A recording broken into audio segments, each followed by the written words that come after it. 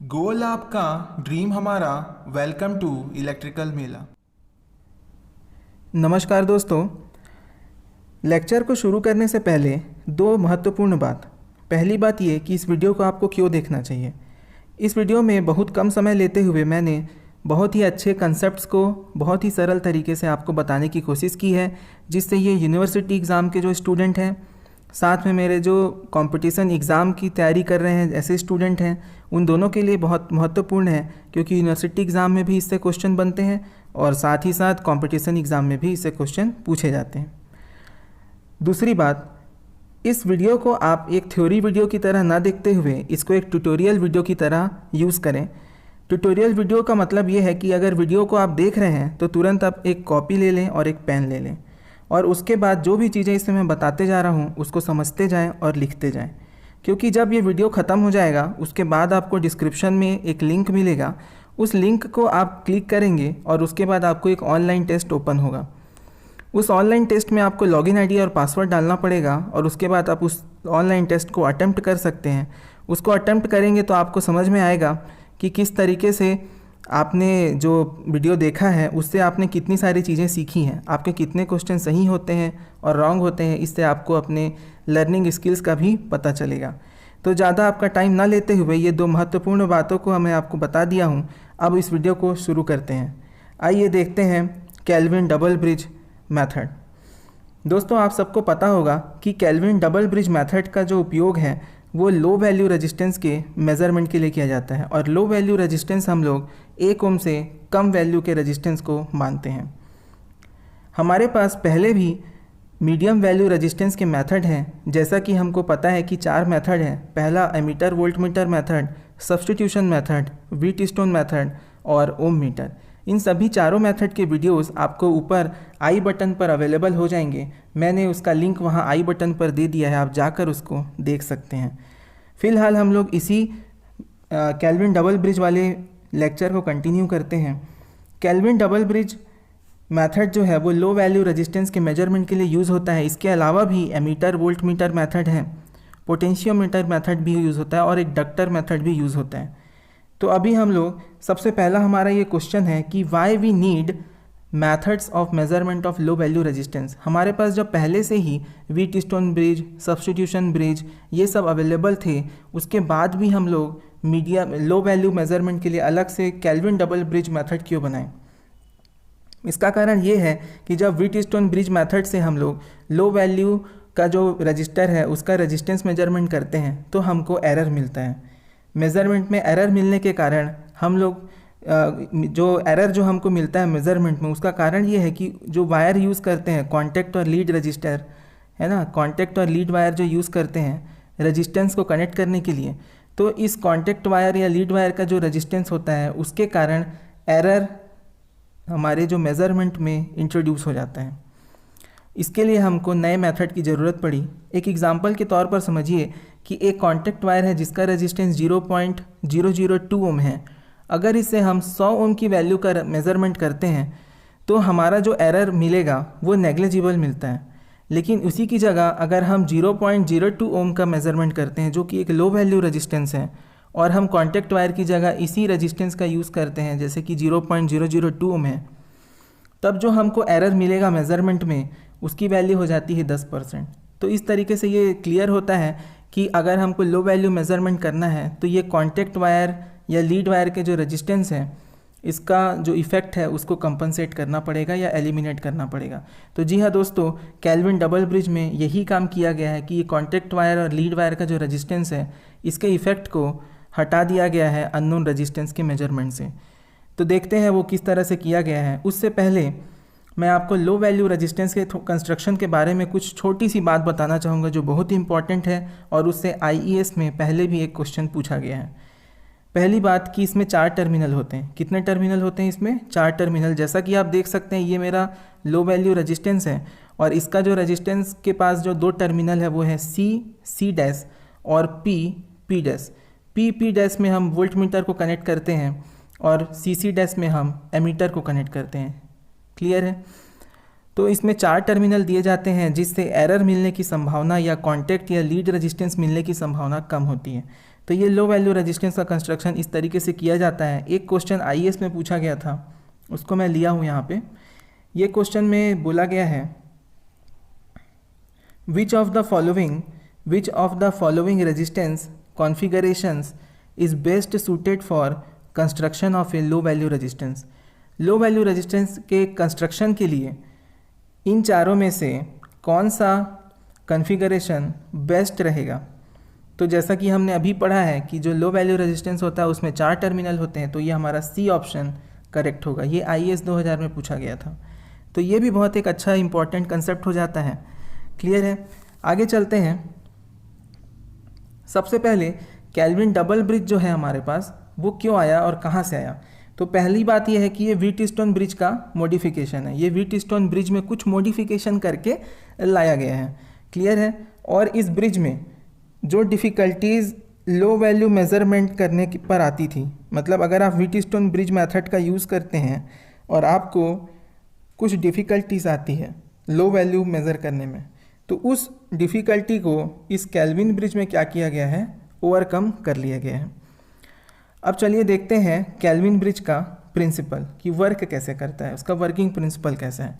तो इसमें जो अलग बात की गई है, जो गैल्वेनोमीटर है उसको हम व्हीटस्टोन में डायरेक्ट एक पॉइंट से कनेक्ट कर देते थे, तो उसकी जगह पे हमने क्या लिया हुआ है, लीड रेजिस्टेंस लिया हुआ है। ये M से N तक हमने एक लीड रेजिस्टेंस लिया हुआ है। ठीक है, अब जब गैल्वेनोमीटर का जो ये पॉइंट है, यहाँ पर देखिए आप, यहाँ पे when G is at M, अगर G है गैल्वेनोमीटर है वो कहाँ कनेक्टेड है, M पॉइंट पर कनेक्टेड है, तो क्या हो जाता है कि जो R रेजिस्टेंस है, R क्या है, कॉन्टैक्ट वायर या लीड रेजिस्टेंस है, ये ऐड हो जाता है S में, ये S के साथ ऐड हो जाता है। अब S के साथ ऐड होने की वजह से जो R की वैल्यू होती है, अननोन रेजिस्टेंस की वैल्यू होती है, वो बहुत कम आती है। दूसरे केस में अगर ये जो गैल्वेनोमीटर का पॉइंट है इसको हम N में कनेक्ट कर देते हैं, तो N में जब हम कनेक्ट करते हैं तो R की वैल्यू जो होती है वो कैपिटल R के साथ ऐड हो जाती है, ये स्मॉल r की वैल्यू कैपिटल R के साथ ऐड हो जाती है, जिसके कारण जो हमारा अननोन रेजिस्टेंस है कैपिटल R, इसकी वैल्यू बहुत ज़्यादा मिलती है। क्लियर है यहाँ तक, ठीक है, ये चीज़ें हैं, ये हमने एक स्लाइड वायर यूज़ कर लिया यहाँ पे। चलिए आगे देखते हैं। इसलिए हम जो गैल्वेनोमीटर है उसको M और N के बीच किसी इंटरमीडिएट पॉइंट पर कनेक्ट करते हैं, जिससे R की वैल्यू ना बहुत ज़्यादा मिले और ना बहुत कम मिले। लेकिन इसके लिए एक इम्पॉर्टेंट कंडीशन है, कंडीशन ये है कि जो R1 और R2 है, R1 क्या है मैं बता दूंगा आपको, M से लेकर के C पॉइंट तक R1 है, और C पॉइंट से N तक, C पॉइंट से N तक आपका R2 है, C पॉइंट से N पॉइंट तक R2 रेजिस्टेंस है। तो इनका जो रेशियो होता है R1/R2, ये होता है रेशियो आर्म के बराबर, ratio of P and Q। सो जो कंडीशन है वो हमको मिल जाती है R1/R2 is equal to P/Q।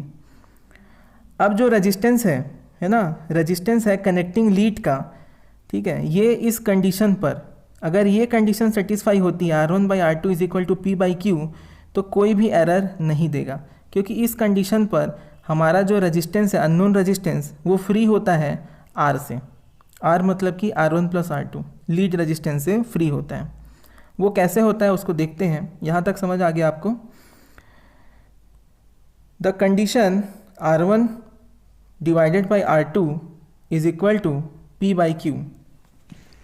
इसमें अगर आप दोनों साइड पर 1 ऐड कर दें तो R1/R2 में जब हम 1 ऐड करेंगे तो ये बन जाता है R1+R2 divide by R2। LCM निकाल लेंगे, बन जाएगा P/Q में +1 करेंगे तो आपका बन जाता है P+Q डिवाइड बाई Q। अब हमको पता है कि दोनों जो सेक्शन थे वो मिलकर क्या बनाते हैं, लीड वायर को बनाते हैं, मतलब R1+R2 is equal to R, अभी देखा है हमने। इसलिए जो यहाँ पर R1+R2 है इसकी जगह मैंने लिख दिया है R divided by R2 is equal to P/Q divide by Q। अब यहाँ से R2 का मान हम निकाल लेते हैं, R2 हो जाएगा R2 is equal to Q/, ठीक है, ये R2 यहाँ चला जाएगा और Q ऊपर आ जाएगा और P/Q यहाँ नीचे आ जाएगा। तो R2 मिल जाता है आपको Q divided by P+Q into R। मैं चाहूँगा दोस्तों कि आप ये जो डेरिवेशन है इसको कॉपी में अच्छे से बिना वीडियो देखे लिख लें। पहले आप कोशिश करें बनाने का, अगर आपसे बन जाता है तो आपको बहुत अच्छा लगेगा और आपको हमेशा याद भी रहेगा। तो यहाँ तक आप निकाल लीजिए। उसके बाद मैंने आपके लिए एक टास्क दिया है R1 निकालने के लिए। जिस तरीके से हमने R2 का वैल्यू कैलकुलेट किया यहाँ पर, इसी तरीके से आप R1 की वैल्यू भी कैलकुलेट कर सकते हैं। तो ये काम मैं आपके ऊपर छोड़ता हूँ कि कैसे करना है। एक हिंट मैं दे देता हूँ, अगर आप इसको रिवर्स कर दो, ठीक है, इसको क्या कर दो, R2/R1 कर दो इक्वल टू Q/P कर दो, और उसके बाद ये सेम प्रोसीजर यूज़ करो +1 वाला, तो आपको R1 की वैल्यू मिल जाएगी। और R1 की जो वैल्यू मिलेगी वो मिलेगी आपको P/P + Q × R। तो ये आप कर लीजिए, और अगर आप कर पाते हैं तो प्लीज़ कमेंट ज़रूर करिएगा कि आपने अपने से किया था ये, ठीक है, वो मुझे अच्छा लगेगा। चलिए आगे चलते हैं। अब हमारे पास R1 और R2 की वैल्यू मिल गई है। अब ब्रिज के बैलेंस कंडीशन में, जैसा कि हमने किस में पढ़ा था, व्हीटस्टोन ब्रिज में भी पढ़ा था, कि जो R होता है अननोन रेजिस्टेंस, वो क्या होता है, P/Q रेशियो R में इंटू स्टैंडर्ड रेजिस्टेंस। तो उसका यूज़ करते हुए हमने यहाँ पर लिया हुआ है ये इक्वेशन, ठीक है। अब यहाँ पर R = R1 की वैल्यू रखेंगे, इस R1 की वैल्यू यहाँ रख देंगे, तो ये होता है P/P + Q × R = P/Q, यहाँ ऊपर से नीचे आ जाएगा P/Q, और S + R2, तो S + R2 की वैल्यू यहाँ से ले लेंगे। इसमें जब रखते हैं आप वैल्यूज़ को, फिर मल्टीप्लाई करते हैं, तो आपको मिलता है R + PR / P + Q = P/Q × S plus PR / P + Q। तो ये PR / P + Q और PR / P + Q ये दोनों हो जाते हैं आपस में कैंसिल। इसकी वजह से जो रिज़ल्ट हमको मिलता है उसमें होता है R = P/Q × S ओम। अब आप गौर फरमाइएगा, यहाँ हमने कंक्लूज़न भी दिया हुआ है कि जो ये अननोन रेजिस्टेंस R का जो फॉर्मूला हमको मिला, इसमें क्या है, P/Q × S। यहाँ कहीं पर भी स्मॉल r या R1 या R2 इसकी वैल्यूज़ यहाँ पर नहीं है। मतलब कि जो हमारा अननोन रेजिस्टेंस है वो फ्री है R रेजिस्टेंस से। R किसका रेजिस्टेंस है, लीड रेजिस्टेंस या कॉन्टैक्ट वायर का रेजिस्टेंस है। इससे ये साबित होता है कि केल्विन प्रिंसिपल का यूज़ करने से इस तरीके का जो एरर कॉन्टैक्ट लीड रेजिस्टेंस की वजह से आता है वो नहीं आएगा। ठीक है, ये बात आपको समझ आ गई। अब हम चलते हैं केल्विन डबल ब्रिज पर। सबसे पहले मैं आपको ये बता दूं कि केल्विन ब्रिज से तो हमारा काम हो रहा था, जो कि मैंने यहाँ पे दिखाया है। केल्विन ब्रिज से हमारा काम हो रहा था, लेकिन हमने केल्विन डबल ब्रिज क्यों पढ़ा, मतलब क्यों बनाया केल्विन डबल ब्रिज, इसकी क्या ज़रूरत थी। तो प्रॉब्लम क्या हो रहा था, ये जो केल्विन ब्रिज था इसमें जो ये सी था, ये सी पॉइंट, इसको लेके आ पाना प्रैक्टिकल मैनर पे, ये सी पॉइंट निकालना जहाँ पर ये रेशियो आर में दोनों ये R1/R2 के बैलेंस कंडीशन में हो, मतलब बराबर हो। मतलब कि ये वाला जो कंडीशन था ना हमारा R1/R2 = P/Q, ये नहीं मिल पा रहा था जिसकी वजह से एरर तो आता ही, क्लियर है। तो ये जो पॉइंट है इस पर ये इस तरह से नहीं आ पा रहा था प्रैक्टिकली, इसलिए हमने क्या किया, केल्विन डबल ब्रिज को यूज़ किया, इस वाले मेथड को। इसमें चेंज क्या किया हमने, एक यूनिट ही ले लिया, यूनिट रेजिस्टेंस ही ले लिया। जैसे P है उसी टाइप का एक रेजिस्टेंस ले लिया P, सेम वैल्यू का, क्लियर है। सेम वैल्यू मतलब इन प्रोपोर्शन होगा वो, P B/Q स्मॉल p/स्मॉल q, ऐसा मिले। ऐसा हमने P की वैल्यू और Q की वैल्यू ले ली और उसको हमने आर्म में कनेक्ट कर दिया, ये आर्म C के साथ। और ये जो पॉइंट है उसको, एक पॉइंट को M से और एक पॉइंट को N से, और ये Mn है, ये क्या बताता है, लीड वायर है ना, या कॉन्टैक्ट वायर का रेजिस्टेंस स्मॉल r, क्लियर है यहाँ तक। अब ये जो केल्विन डबल ब्रिज जो बोलते हैं हम लोग कि केल्विन में क्या है, डबल ब्रिज, केल्विन को डबल ब्रिज क्यों बोल रहे हैं उसका रीज़न ये है, आपको पता ही होगा। हम यहाँ पर क्या यूज़ कर रहे हैं, दो रेशियो आर्म यूज़ कर रहे हैं। एक तो ये हो गया रेशियो आर्म PQ, और दूसरा रेशियो आर्म यहाँ यूज़ कर रहे हैं। तो ये दो रेशियो आर्म यूज़ करने के कारण इसको डबल ब्रिज बोल दिया जाता है, ठीक है, ये भी बात ठीक हो गई। अब इसमें क्या यूज़ किया गया है, 4 टर्मिनल यूज़ किए गए हैं हमारे, किसके, अननोन रेजिस्टेंस के लिए। लो रेजिस्टेंस के लिए, ठीक है। तो लो रेजिस्टेंस हमारा कैसा है, देखो ये लीड वायर का जो रेजिस्टेंस है, यहाँ पर 2 टर्मिनल ऊपर लिए हमने, ये वाला और 2 टर्मिनल इधर, एक लेफ़्ट में एक राइट में, तो 4 टर्मिनल हो गया और स्मॉल आर हमारा रेजिस्टेंस हो गया जो लीड वायर का रेजिस्टेंस है। तो यहाँ पे जो कंस्ट्रक्शन होता है लो रेजिस्टेंस का वो भी यहाँ पर हो गया, क्लियर है। तो ठीक है, it uses the 4 terminals of A low value resistance. तो इसमें जो पहला रेशियो आर्म है वो क्या है, P/Q, और सेकंड जो सेट है रेशियो आर्म का वो है स्मॉल p/q। और इसके बीच में हम लोग क्या कनेक्ट करते हैं, गैल्वेनोमीटर कनेक्ट करते हैं, और जिस पॉइंट पर ये मिलता है उसको क्या बोलते हैं, C, ठीक है। तो जो पोटेंशियल डिफरेंस है बिटवीन M और N के बीच में जो पोटेंशियल है, ठीक है, वो एलिमिनेट हो जाता है वो एलिमिनेट कर देता है कनेक्टिंग लीड या उसके जो रेजिस्टेंस R है उसको। इसमें थोड़ा सा मैसी हो गया, मैं आपको और क्लियर वे पे समझाता हूँ कि जो हमारा रेशियो आर्म है P/Q, पहला रेशियो आर्म, और जो दूसरा रेशियो आर्म है, ठीक है, उसके बीच में गैल्वेनोमीटर को कनेक्ट किया जाता है। यहाँ तक समझ में आया आपको? जहाँ पे हमको क्या पॉइंट मिलता है, पॉइंट C। आपको एक बार दिखा देता हूँ, ये हमारा जो पॉइंट C है यहाँ पर कनेक्ट किया जाता है पहले रेशियो आर्म को दूसरे रेशियो आर्म से, क्लियर यहाँ तक। इसके बाद at the appropriate potential between point M and N to eliminate the effect of connecting lead of resistance R।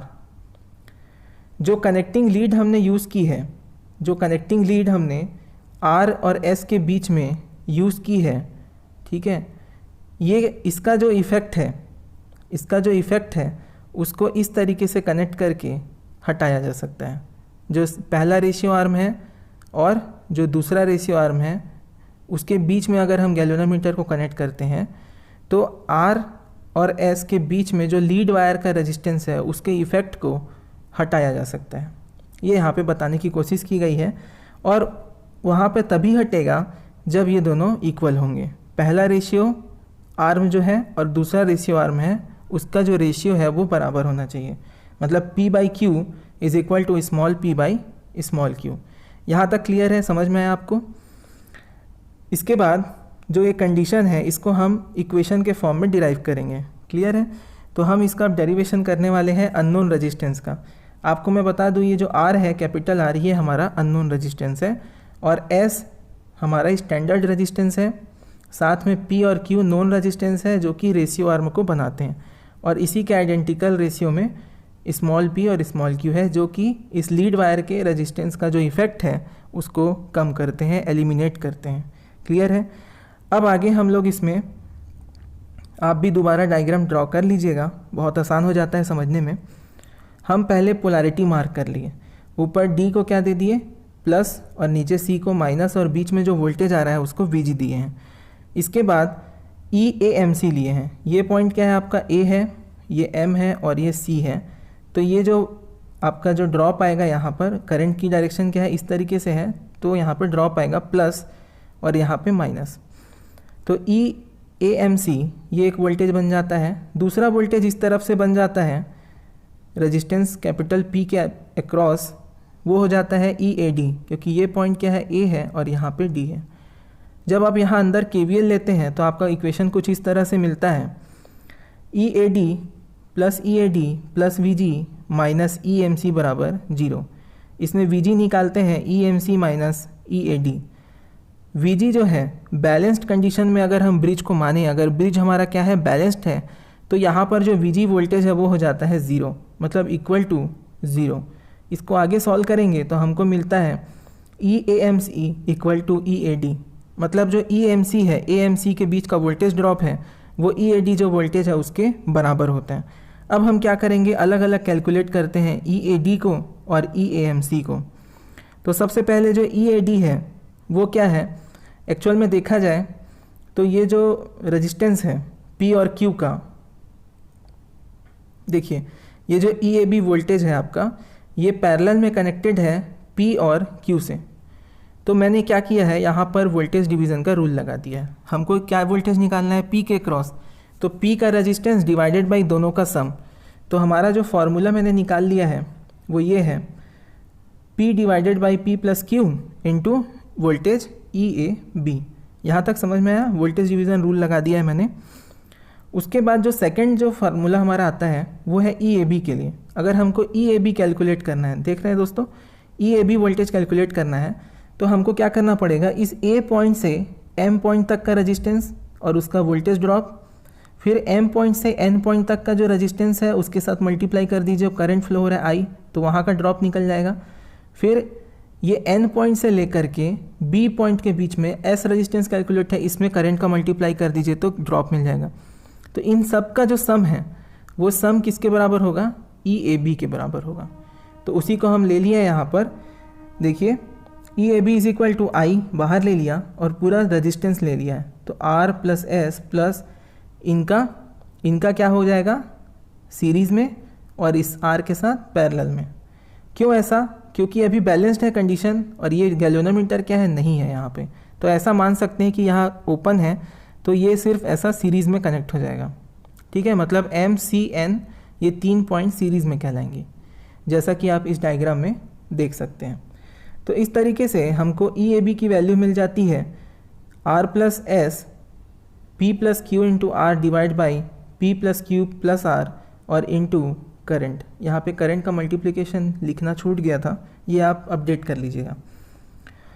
इसके बाद ई ए डी भी हम निकाल चुके हैं, P by P plus Q into E A B. अब बात कर लेते हैं जो ई ए एम सी की है, ई ए एम सी निकालना है। तो ई एम सी जो है वो होगा ड्रॉप अक्रॉस ए एम, मतलब पॉइंट ए और पॉइंट एम के बीच का जो ड्रॉप है वो। तो ये क्या है ड्रॉप है, बताओ, आई करंट फ्लो हो रहा है और रेजिस्टेंस क्या है, आर है, तो क्या होगा drop, voltage into current into resistance, I into R क्या हो जाएगा, वहाँ का ड्रॉप हो जाएगा। सेकंड जो है एम सी का, क्लियर है, एम और सी के बीच का ड्रॉप, ये वाला ड्रॉप हमको निकालना है। तो आपको ये देखने को मिलेगा कि अगर आप वोल्टेज डिवीज़न रूल करना जानते हैं, मतलब रूल अप्लाई करना जानते हैं, तो आप इजीली इसको निकाल सकते हैं। तो अगर आप निकाल सकते हैं तो आप निकाल लीजिए, और जिनसे नहीं निकला वो मैं आपको बता देता हूँ। तो अब क्या करना है हमको, ये जो एम पॉइंट है ना, एम पॉइंट से एन पॉइंट के बीच का जो वोल्टेज आएगा, यहाँ पर जो वोल्टेज आएगा वी मान लो, ठीक है। तो ये जो वोल्टेज होगा ये किसके क्रॉस है, P प्लस क्यू के क्रॉस। ये जो P है और यहाँ पे Q है, इनके सम के क्रॉस है, क्लियर है। तो अगर आप इसका इक्विवेलेंट निकाल लेते हो M और N का, इतने का पूरा, जैसा कि मैंने यहाँ पे निकाल के दिखाया है, इसका पूरा इक्विवेलेंट निकाल लीजिए और इसके क्रॉस ड्रॉप निकाल लीजिए, तो ये पूरा टोटल वोल्टेज हो जाएगा जो P और Q दोनों के क्रॉस अवेलेबल है। अब क्या करेंगे, जो एक टोटल वोल्टेज हो गया उसमें आप डिवाइड कर देंगे पहले जैसे, तो P में करना है आपको, P और Q में, तो P by P plus Q into जो वैल्यू आई पूरा होल रेजिस्टेंस, अगर इनका इक्विवेलेंट निकाल लें तो बस वही किया है मैंने। द ड्रॉप अक्रॉस आर, तो मैंने आर के क्रॉस ड्रॉप निकाला, मतलब आई इंटू इनका क्या किया था, पैरेलल लिया था, P प्लस क्यू सीरीज़ में हो गए और आर के साथ P प्लस क्यू कैसा है, पैरेलल में है, तो ये निकल आएगा। क्लियर है यहाँ तक। इसके बाद वोल्टेज डिवीज़न रूल यूज़ करके मैंने क्या किया, P by P plus Q निकाल दिया, क्लियर है, P by P plus Q into drop across R. अब जो ड्रॉप अक्रॉस आर था वो ये है, इसको इक्वेशन में रख दिया तो ये आ गया हमारे पास, और पहले से P by P plus Q तो था ही, उसको रख दिया। तो हमारा जो वोल्टेज निकालना था हमको ई ए एम सी, वो यहाँ से कैलकुलेट हो जाता है। और आपको ई एम सी मिलता है, ई ए एम सी मिलता है आई इंटू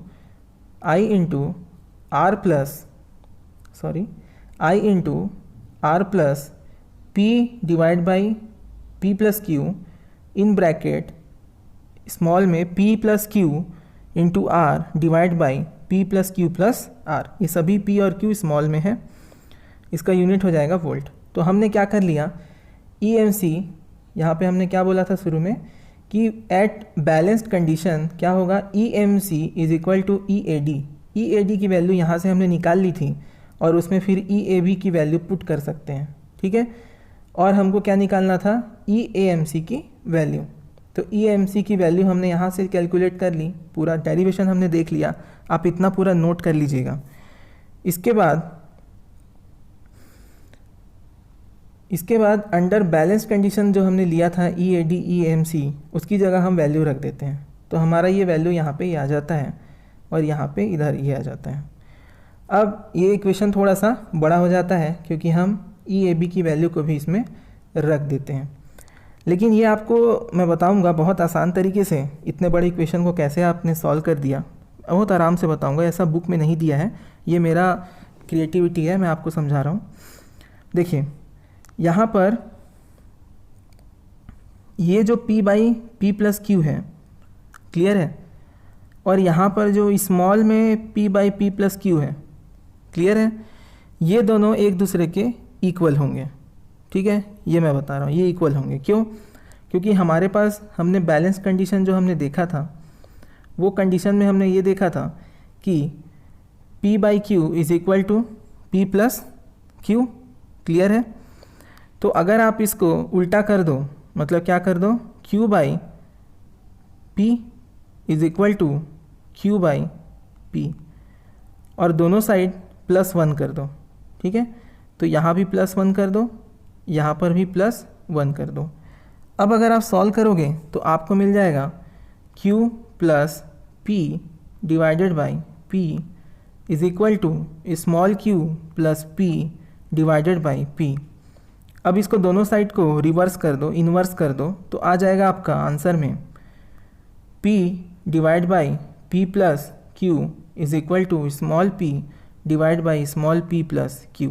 मतलब कि ये दोनों ही वैल्यू क्या हैं, एक दूसरे के बराबर हैं। अब हम इक्वेशन में आ जाते हैं। इस इक्वेशन में ये देखिए, ये जो वैल्यू है capital P divide by P plus Q, इसको लिख सकते हैं हम लोग small p divided by small p plus Q, ठीक है। अभी हम लिखते नहीं, अभी दिखा देता हूँ आपको। ये जो रेड लाइन से मैंने अंडरलाइन किया है और ये जो वैल्यू है, ये जो मल्टीप्लाई होगा तो जो वैल्यू आएगा वही वैल्यू आई, और ये दोनों वैल्यू के मल्टीप्लाई होने से आता है। तो इसको और इसको हम क्या कर सकते हैं, कैंसिल कर सकते हैं। तो हमारे पास आगे सॉल्व करते टाइम बचता है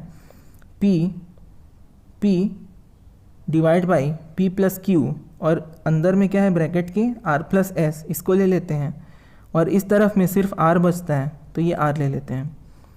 फिर आप इसको फर्दर सॉल्व करोगे तो आपको इस तरीके का इक्वेशन मिलेगा, p divide by p plus Q is equal to r divide by r plus s।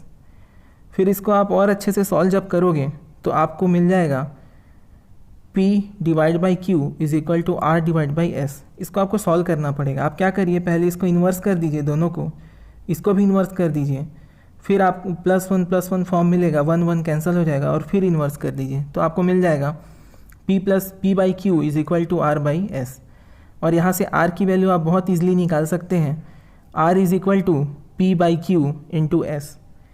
मतलब ये जो वैल्यू है अननोन रेजिस्टेंस की, ये क्या है, इसमें कोई भी स्मॉल r का टर्म नहीं है, ठीक है। इसका मतलब ये है कि ये जो रेजिस्टेंस हमने मेजर किया है केल्विन डबल ब्रिज मेथड से, इसमें किसी भी तरह का कोई भी लीड रेजिस्टेंस प्रेजेंट नहीं है, जिससे इसकी वैल्यू में कोई भी एरर नहीं आएगा, क्लियर है।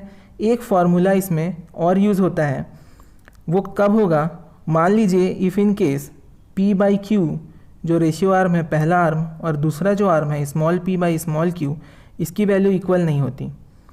But if the ratio p by q is equal to small p by q is not equal, then the unknown resistance is given by capital R is equal to capital P by Q into S plus small qr divided by P plus Q plus R in bracket capital P by capital P by capital Q minus small p by small q ओम।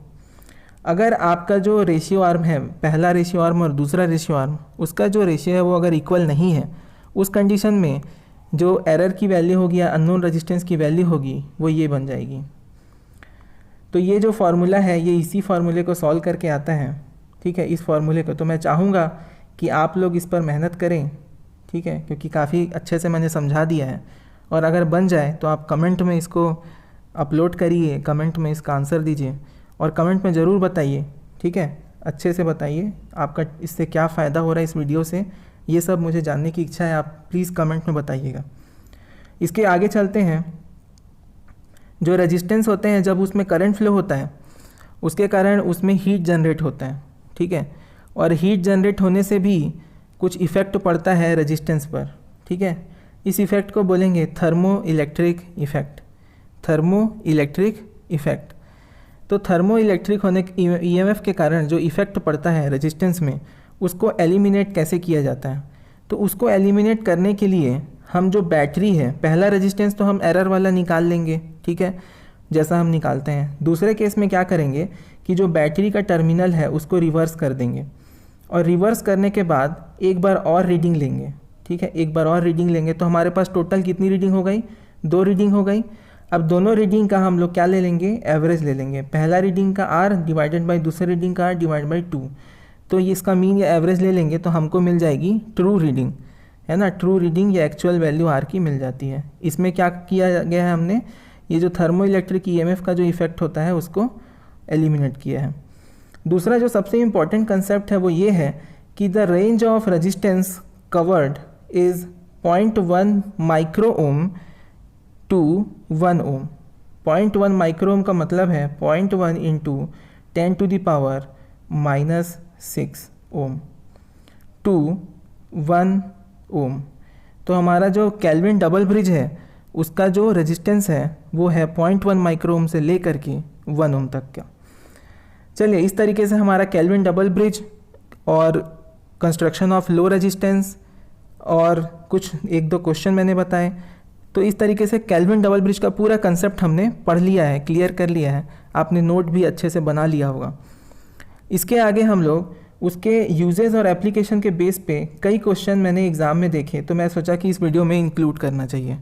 तो दोनों ही university exam और competition exam की तैयारी एक साथ हो सकती है।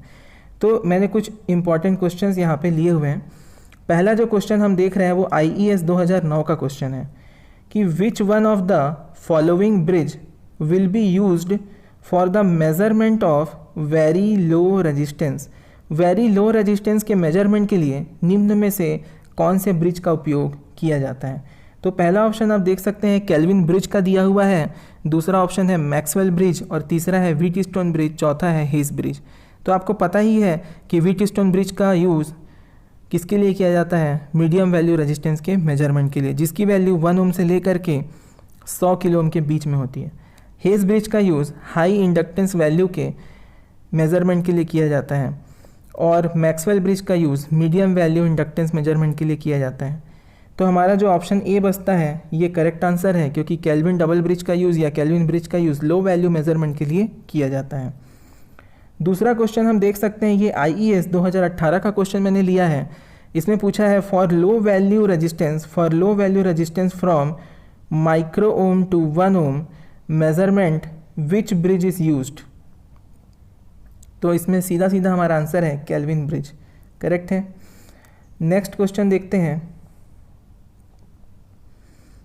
ये क्वेश्चन में लिया हुआ है the preferred methods of measuring low resistance, the preferred methods of measuring low resistance and the resistance of cable insulation are respectively measured by.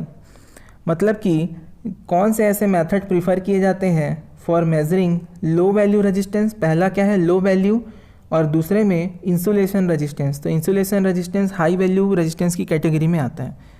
तो लो वैल्यू रेजिस्टेंस को VI मेथड दिया हुआ है, केल्विन, व्हीटस्टोन और potentiometer. तो ये तो cancel हो गया C।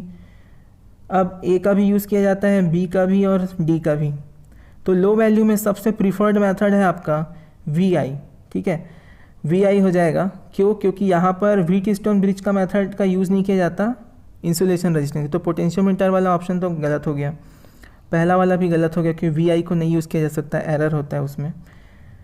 सेकंड जो ऑप्शन है केल्विन डबल ब्रिज, ये करेक्ट होगा। और साथ में मैगर को भी प्रीफर किया जाता है इंसुलेशन रेजिस्टेंस के मेजरमेंट के लिए।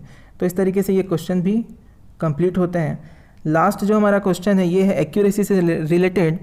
अगर केल्विन डबल ब्रिज, ठीक है, एक बार पढ़ लेता हूँ मैं question. The accuracy of Kelvin's double bridge for the measurement of low resistance is high because the bridge uses 2 pairs of resistance arm. Question को हिंदी में एक बार समझा देता हूँ, हमारे पास ऐसे व्यूअर भी हैं जिनको ज़्यादा अंग्रेजी का भी प्रैक्टिस नहीं है। एक्यूरेसी मतलब कि केल्विन डबल ब्रिज में, ठीक है, जब हम लो रेजिस्टेंस मेजरमेंट करते हैं तो जो मेज़रमेंट करते हैं उसकी जो एक्यूरेसी हमको मिलती है वो हाई मिलती है, ठीक है। मतलब केल्विन डबल ब्रिज मेथड से अगर लो वैल्यू रेजिस्टेंस का मेजरमेंट करते हैं तो उसकी वैल्यू, रेजिस्टेंस की वैल्यू का जो एक्यूरेसी है मेजरमेंट का वो हाई होता है।